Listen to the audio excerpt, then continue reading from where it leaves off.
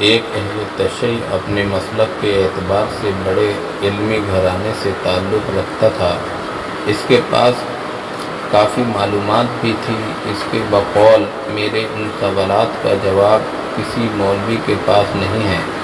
میں نے اس سے جب ملاقات کی تو اس کی ہر ادا سے گویا علماء سے حتیٰ کہ صحابہ اکرام رضی اللہ عنہم اجمعین سے بھی نفرت و حقارت کی جھلک واضح تھی۔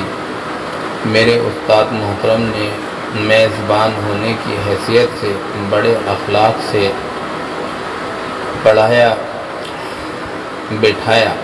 تھوڑی دیر حال احوال دریافت کرنے کے بعد گفتگو شروع ہو گئی۔ اس کا پہلا سوال بھی بگم خود بڑا جاندار تھا، اور وہ یہ کہ تم ابو بکر کو نبی کا خلیفہ کیوں مانتے ہو؟ ہم تو ابو بکر کو خلیفہ رسول نہیں مانتے کہ انہوں نے سیدہ کائنات خاتون جنت کو اس کا حق نہیں دیا تھا، بلکہ ان کا حق غصب کر دیا تھا۔ میں نے کہا ذرا کھل کر بولیں جو آپ کہنا چاہ رہے ہیں، اور اس حق کی وضاحت کر دیں کہ وہ حق کیا تھا۔ کہنے لگا وہ باغ فدق تھا جو حضور صلی اللہ علیہ وسلم نے وراثت میں چھوڑا تھا۔ وہ حضور صلی اللہ علیہ وسلم کی صاحبزادی حضرت فاطمہ رضی اللہ تعالیٰ عنہ کو ملنا تھا، لیکن وہ باغ انہیں ابو بکر نے نہیں دیا تھا۔ یہ صرف میرا دعویٰ ہی نہیں بلکہ میرے پاس اس دعوے ہر مسلک کی کتابوں سے ایسے وزنی دلائل موجود ہیں جنہیں آپ کا کوئی عالم جھٹلا نہیں سکتا۔ یہ بات اس نے بڑی پر اعتماد اور مضبوط انداز میں کہی۔ مزید اس نے کہا کہ میری بات کے ثبوت کے لیے یہی کافی ہے کہ وہ باغ فدق آج بھی سعودی حکومت کے زیر تصرف ہے، اور وہ حکومتی مصارف کے لیے وقف ہے۔ یہ اس بات کی دلیل ہے کہ آج تک آل سعود کو ان کا حق نہیں ملا ہے۔ اب آپ ہی بتائیں، جنہوں نے آل رسول کے ساتھ یہ کیا ہو، ہم انہیں کیسے خلیفہ رسول تسلیم کریں؟ میں نے اس کی گفتگو بڑے تحمل سے سنی، اور اس کا اعتراض سن کر میں نے پوچھا کہ آپ کا سوال مکمل ہو گیا یا کچھ باقی ہے؟ وہ کہنے لگا میرا سوال مکمل ہو گیا، اب آپ جواب دیں۔ میں نے عرض کیا کہ آپ نبی کریم صلی اللہ علیہ وسلم کے بعد پہلا خلیفہ کن کو مانتے ہو؟ وہ کہنے لگا ہم مولا علی کو خلیفہ بلا فضل مانتے ہیں۔ میں نے کہا کہ عوام اور خاص کے جان و مال اور ان کے حقوق کا تحفظ خلیفۃ المسلمین کی ذمہ داری ہوتی ہے، کسی اور کی نہیں۔ مجھے آپ پر تعجب ہو رہا ہے کہ آپ خلیفہ بلا فضل کو سیدنا حضرت علی رضی اللہ تعالیٰ عنہ کو مان رہے ہیں، اور اعتراض سیدنا ابو بکر رضی اللہ تعالیٰ عنہ پر کر رہے ہیں۔ یا تو ابو بکر رضی اللہ تعالیٰ عنہ کو پہلا خلیفہ مانو، پھر آپ کا ان پر اعتراض کرنے کا کسی حد تک جواز بھی بنتا ہے، ورنہ جن کو اب آپ پہلا خلیفہ مانتے ہو، یہ اعتراض بھی انہی پر کر سکتے ہو کہ آپ کی خلافت کے زمانے میں خاتون جنت رضی اللہ تعالیٰ عنہ کو حق کیوں مانا گیا؟ میری بات سن کر اسے حیرت کا ایک جھٹکا لگا، مگر ساتھ ہی اس نے خود کو سنبھالتے ہوئے کہا جی بات دراصل یہ ہے کہ ہمارے یہاں مولا علی کی خلافت ظاہری آپ کے خلفاء ثلاثہ کے بعد شروع ہوتی ہے۔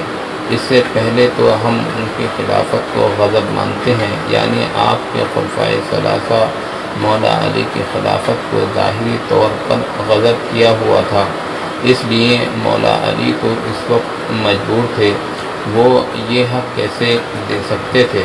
اس کی یہ تعبیر سن کر میں نے کہا عزیزم، میرے تعجب میں آپ نے مزید اضافہ کر دیا ہے، ایک طرف تو آپ کا یہ عقیدہ ہے کہ مولا علی مشکل کشا ہیں، عجیب بات ہے کہ انہیں کے گھر کی ایک کے بعد ایک دوسری مشکل آپ نے ذکر کر دی، یعنی ان کی زوجہ محترمہ کا حق مارا گیا، لیکن وہ مجبور تھے اور وہ مشکل کشا ہونے کے باوجود ان کی مشکل کشائی نہ کر سکے۔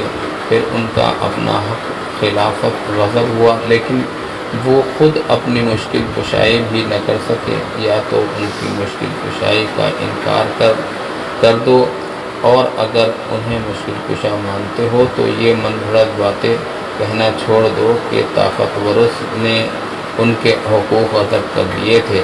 دوسری بات یہ ہے کہ اگر بالفرض والمحال آپ کی یہ بات تسلیم بھی کر لی جائے کہ اصحاب ثلاثہ نے ان کی خلافت غصب کر دی تھی، اب سوال یہ ہے کہ خلفائے ثلاثہ کے بعد جب امیر المومنین علی رضی اللہ تعالیٰ عنہ کو ظاہری خلافت مل گئی اور ان کی شہادت کے بعد انہی کے صاحبزادے سیدنا حسن رضی اللہ تعالیٰ عنہ خلیفہ بنے، تو کیا اس وقت انہوں نے باپ فدق لے لیا تھا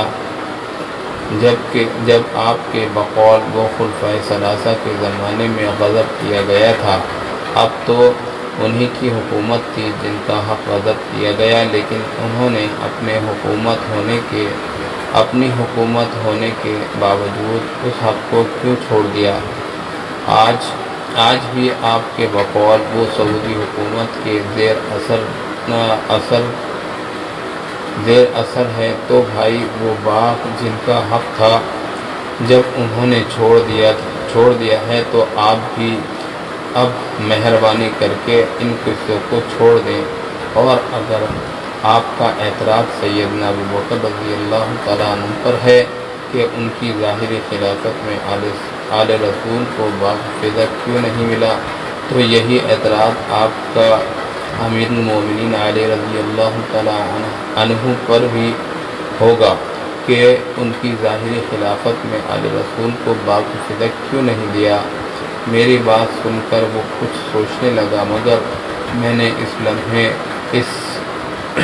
اس پر ایک اور سوال کر دیا کہ آپ یہ بتائیں کہ وراثت صرف اولاد کو ہی ملتی ہے یا بیویوں اور دوسرے ورثہ کو بھی ملتی ہے؟ کہنے لگا بیویوں اور دوسرے ورثہ کو بھی ملتی ہے۔ میں نے کہا پھر آپ کا اعتراض صرف سیدنا فاطمہ رضی اللہ تعالیٰ عنہا کے بارے میں کیوں ہے؟ حضور صلی اللہ علیہ وسلم کی ازواج مطہرات کے بارے میں آپ نے کیوں نہیں کہا کہ انہیں بھی وراثت سے محروم رکھا گیا ہے؟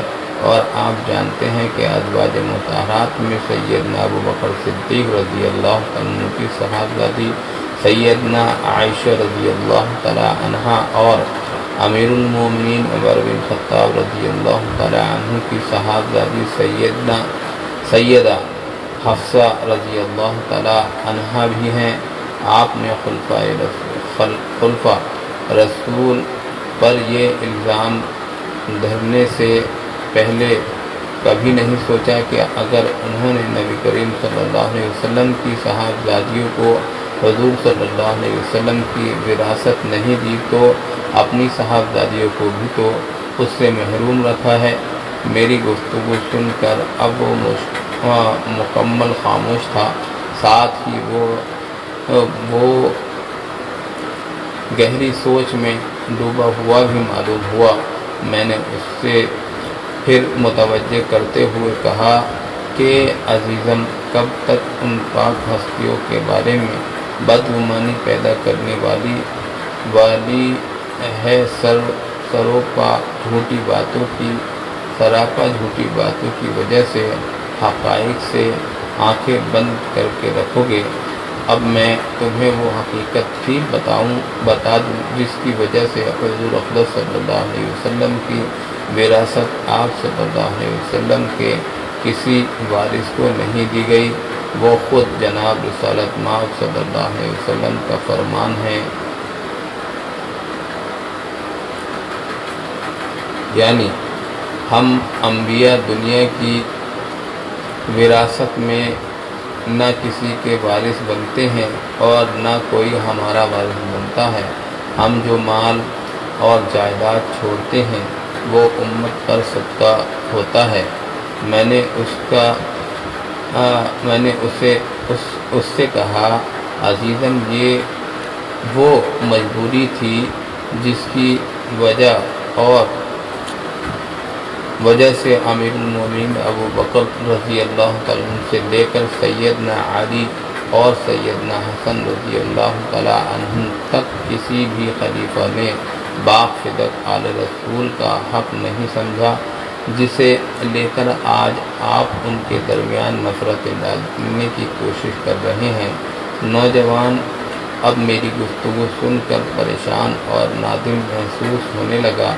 پھر انتہائی عاجزی سے اس نے مجھے دیکھا اور گویا ہوا، آپ کا بہت بہت شکریہ، آپ نے میری آنکھیں کھول دیں۔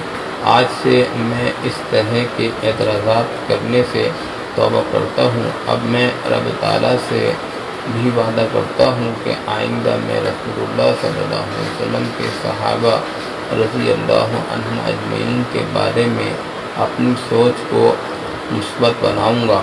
میں نے اس نوجوان کو مبارکباد دی اور ایک محبت سے بھرپور معانقہ اور مصافحہ ہوا۔ پھر وہ نوجوان شکریہ ادا کرتے ہوئے چلا گیا۔ یہ جو تحریر آپ نے پڑھ دی ہے میرے بہن بھائیوں، یہ ایک لاجواب اور ہزاروں کتابوں سے زیادہ مدلل مضمون ہے۔ براہ کرم اس کو اتنا پھیلا دیجیے کہ حق اور سچ ہر ایرے غیرے پر بھی واضح ہو جائے۔ لہذا آپ کی اس ایک کوشش دوسرے کی رہنمائی کا باعث بن سکتی ہے۔ اللہ